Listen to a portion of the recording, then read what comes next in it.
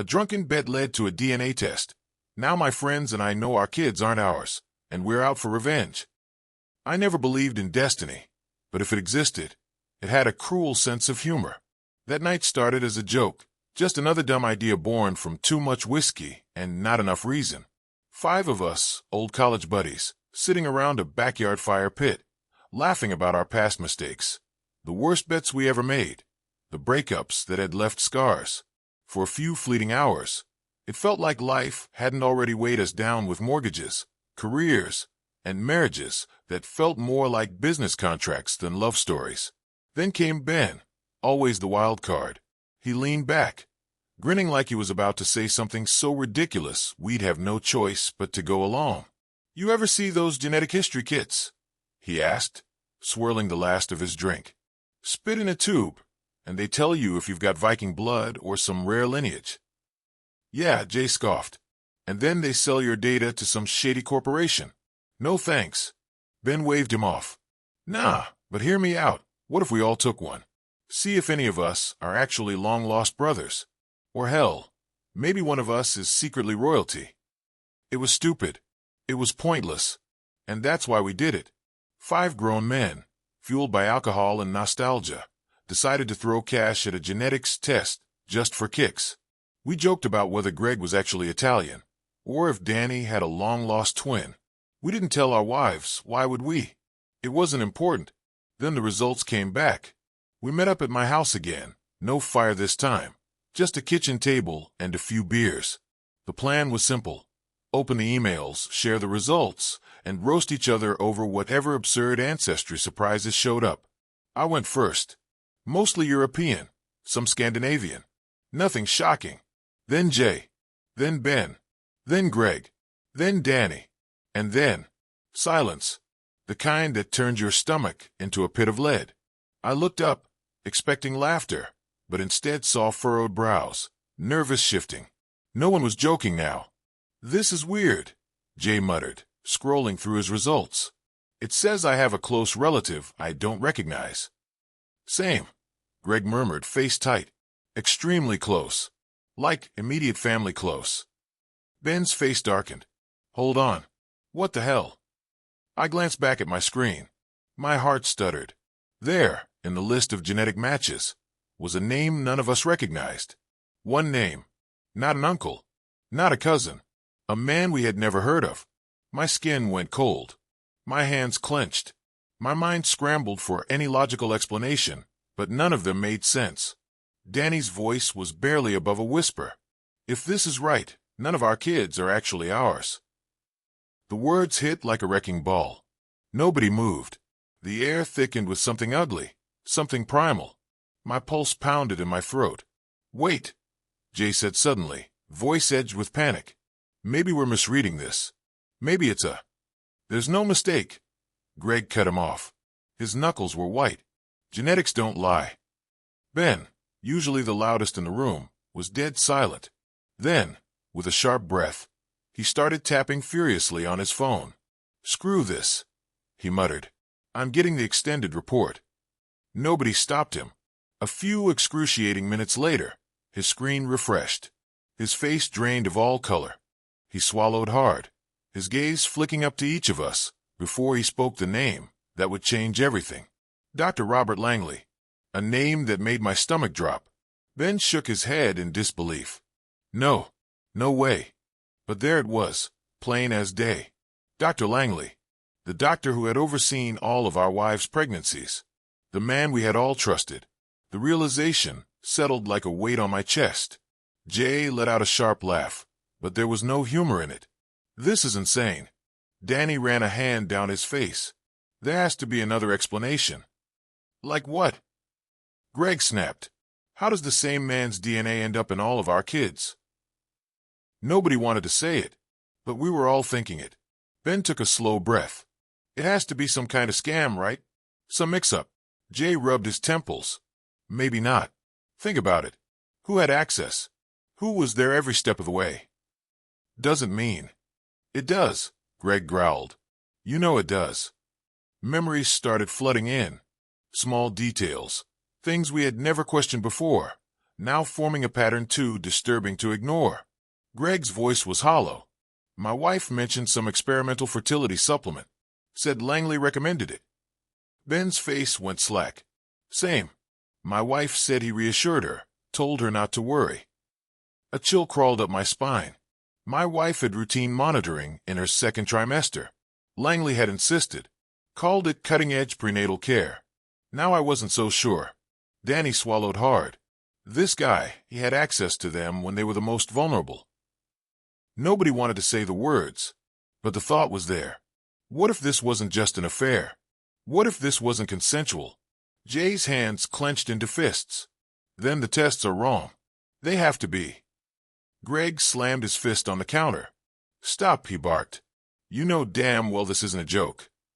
Jay opened his mouth, then shut it. He was shaking. Because if this was real, if our wives had carried another man's children, then our entire lives had been built on a lie. Ben exhaled slowly. All right. We don't panic. Not yet. We need to be sure. How? I asked. Ben met my eyes, his expression cold and steady. We dig. The next few days felt like an out-of-body experience. We weren't just husbands anymore. We were detectives, tearing apart our own lives, searching for proof of the impossible. None of us wanted to believe it, but the doubt had already sunk its claws in deep. Every conversation with our wives felt like an interrogation. Every glance at our children carried a shadow of uncertainty. Ben was the first to act. He dug through his wife's medical records, sifting through years of paperwork, appointment logs, prescriptions. It took hours, but then he found it. A routine fertility treatment listed under Dr. Langley's name. The same phrase Greg had mentioned. The same phrase all of our wives had used at some point. Advanced reproductive monitoring. It sounded harmless, but now it sounded like something far worse. Greg called his wife under the pretense of reminiscing about their pregnancy. Hey, babe, he said casually. Do you remember that special test Dr. Langley had you do? She hesitated. Oh, you mean the early screening thing? Yeah, he said it was cutting edge. Why? Greg exchanged a glance with me. Just curious. Did he ever explain what it was for? Just said it was an experimental way to ensure a healthier pregnancy. She laughed. I was just so excited we were finally expecting. I didn't question it. Greg ended the call, his face pale. He was running something on them, and they never even knew. Jay was the next to uncover a lead. He tracked down an old co-worker, a guy who had joked for years about how his son looked nothing like him. Hey, man, Jay asked, forcing the words out. Ever thought about taking a genetics test? The guy laughed. Why? Afraid I'm secretly your cousin. Jay forced a chuckle. Nah, just doing a little digging. Heard anything weird about Langley? There was a pause. Then a shift in tone. Langley? Now that you mention it, my wife always said he went above and beyond during her pregnancy. Said he was personally invested in our case. Jay's stomach churned. Yeah, same here. We started reaching out to others. Parents we knew from school, co-workers, old friends. The more we asked, the more unsettling the pattern became. Langley's name was everywhere. He hadn't just been involved in our lives. He had been involved in dozens, possibly hundreds. That night we met again. Same kitchen. Same tension hanging in the air like a storm about to break. Ben dropped a stack of papers onto the table. This is bigger than us. The records showed patterns. More families. More cases where Langley had been the doctor. A dozen kids. Maybe more. Danny exhaled sharply. This bastard didn't just play God. He played us. Greg clenched his fists. So what do we do? We needed proof. Irrefutable evidence. DNA wasn't enough. We had to find something that could hold up in court. Something that would make sure Langley couldn't weasel his way out. Jay's expression hardened. We dig deeper. We go through every record, every receipt, every scrap of paper this guy ever signed. Ben leaned forward. And if we don't find what we need? Silence. I met his gaze. Then we make sure he never does this again. We weren't just searching for answers anymore. We were preparing for war. Every piece of evidence we uncovered made it clearer. Dr. Langley had built his career on lies, manipulating vulnerable families for years. And now, We were going to dismantle everything he had built, brick by brick. Ben was the one who first suggested we take our findings to the authorities. But that idea was quickly shot down. You think he doesn't have people in high places? Jay asked, shaking his head. A guy like him, rich, respected, connected? If we go to the cops now, we lose the element of surprise. Greg leaned forward, voice low. Then we don't go to the cops. Not yet. We gather everything. Hard evidence. Testimonies. If we take this public, we make sure there's no way for him to wiggle out. Danny exhaled sharply. And if we can't? Silence fell over the room. We all knew what he was asking. If the system wouldn't take him down, would we? For now, we had to focus. We needed to hit him where it hurt. His reputation, his finances, his legacy. Langley wasn't just a doctor. He was a businessman, a philanthropist, a man who had spent decades crafting the perfect image. That's where we would strike first. Ben reached out to an old friend who worked in medical administration. With the right favors and careful digging, he got us access to records Langley thought had been buried. The results were staggering. Dozens of routine screenings, fertility treatments, and early genetic testing reports, all tied back to Langley. Families who thought they had undergone harmless procedures had unknowingly been part of something far more sinister. Even more disturbing were the financial transactions. Private donations, shell companies, research grants funneled into institutions with vague descriptions of advancing reproductive science. It was clear now he had been funding his own secret experiments for years. We started reaching out to families, the ones we knew and the ones whose names appeared in Langley's records. Some were hesitant, unwilling to believe their children weren't biologically theirs. Others reacted with horror, demanding to know how this had happened. We told them the truth. One woman, Claire, broke down in tears. I trusted him, she whispered. He told me I'd never be able to conceive naturally. He gave me hope. Another father clenched his fists so hard his knuckles turned white. He played God, he said through gritted teeth. And now he's going to pay. We needed the right person to break this story. A reporter who wouldn't back down under pressure. Jay knew someone, a journalist named Rachel Cole, the kind who had taken down corrupt politicians and exposed corporate scandals. When we met with her, she listened in silence, flipping through the evidence we had gathered. Then she set the folder down and met our eyes. This is big, she said. Really big. She agreed to take the story, but she warned us. Langley isn't going to go down without a fight. Once this gets out, expect pushback. Lawsuits, threats, maybe worse. We didn't care. We were ready. It wasn't enough to expose him. We needed to ensure he lost everything. His career, his fortune, his freedom. Greg had an idea. His wife. She's old money, right? Her family funded a lot of his early success. If we show her what we found, she'll cut him off. Danny finished. And without her, he's nothing. It was a risky move. But if we could get Langley's wife to turn against him, it would be the final nail in his coffin. And so, we prepared for the last step of our plan. We weren't just out for revenge anymore. We were out for justice. Taking Langley down wasn't going to be clean. It wasn't going to be easy. And if we were being honest with ourselves, it wasn't going to be legal. But at this point, none of us cared. This wasn't just about revenge anymore. This was about making sure he never did this to another family again.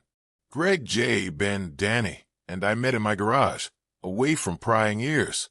We had everything we needed, stolen records, victim testimonies, and the name of a journalist who was ready to set the world on fire with this story.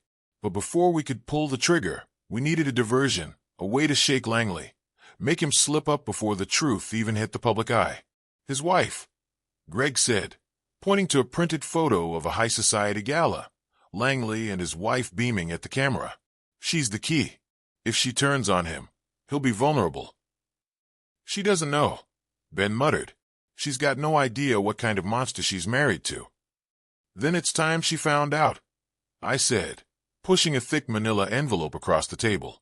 Everything we have on him, in one neat little package. Jay exhaled. What if she covers for him? What if she's just as bad? She won't be, Greg said. Not when she realizes he's been using her money to fund all of this. Danny was the one who delivered the package. He tailed Langley's wife, Emily, to her favorite boutique downtown and waited until she stepped inside. Then he slipped the envelope into the driver's seat of her Range Rover. No notes, no explanations. Just cold, hard evidence. Now we waited. It didn't take long for the cracks to appear. By the next evening, Langley's mansion was lit up like a Christmas tree. Police cars parked out front, news vans circling the block. Emily had done exactly what we'd hoped. She went straight to her lawyers. And once the lawyers got involved, so did the authorities. The media jumped on the story like sharks to blood. Langley's face was plastered all over the news. Reporters dug into his past. Old colleagues started whispering. And suddenly, the brilliant doctor had a lot more skeletons in his closet than he could hide. But Langley wasn't the type to go down quietly. Greg was the first to get a warning call. "You're making a mistake," a deep voice muttered over the line. "You and your friends need to back off." The line went dead before Greg could respond. Within the hour, we each received identical messages. No threats, no demands. Just a reminder that Langley had powerful friends. And we were making enemies. That same night, Jay's car was broken into. The only thing taken? His laptop, the one that had every file we'd collected. We weren't dealing with just one man anymore. Langley had allies, people who had profited from his work, and were just as invested in keeping his secrets buried. "This isn't a warning," Ben said grimly, pacing my living room. "This is a war." "Then we hit him harder," I said. "No more waiting. No more playing fair." Rachel, our journalist contact, called us the next morning. Langley's lawyers are moving fast. They're filing motions to block the article from being published. "How long do we have?" I asked. "A day. Maybe less." That was all we needed. Greg leaned forward, eyes dark. "Then we burn him down before he can bury us." We divided up tasks. Danny and Ben went back to the families, who were still hesitant to go public, convincing them this was their last chance to stand up. Jay and Greg worked on securing copies of the files that had been stolen, ensuring that even if Langley's goons thought they had destroyed our evidence, we still had enough to sink him. Meanwhile, I made contact with financial investigator who had been sniffing around Langley's shady research grants. "You have no idea what you're stepping into," she warned me.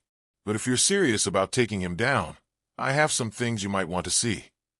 We met in a coffee shop under the cover of night, where she slid me a folder packed with documents. Misallocated funds. Secret bank accounts. Langley had been funneling money through shell corporations for years, covering up payments to obscure fertility clinics with no oversight. He had been funding his own twisted empire, and now we had the proof. By the time I got home, a new email sat in my inbox. No sender. No subject. Just 2 words. "Back off."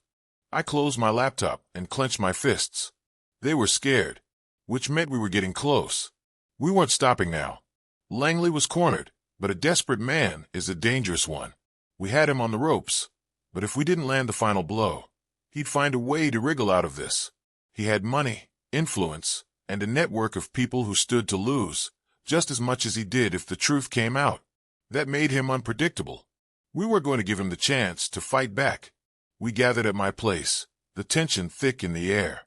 The stolen files were recovered. The victims were ready to speak. And Rachel, our journalist ally, had finalized the article. It was all set to drop the next morning.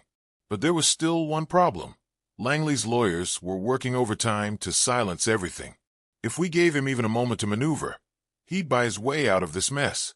"We need something he can't bury," Ben said, arms crossed. "Something bigger than what we've got." Danny slammed his hand on the table. "We have victims.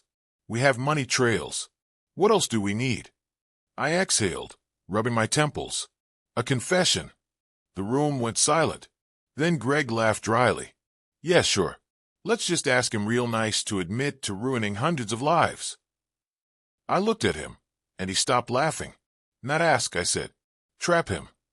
Jay had a contact, an ex-cop who had been screwed over by Langley years ago. The guy was willing to help, but not in an official capacity.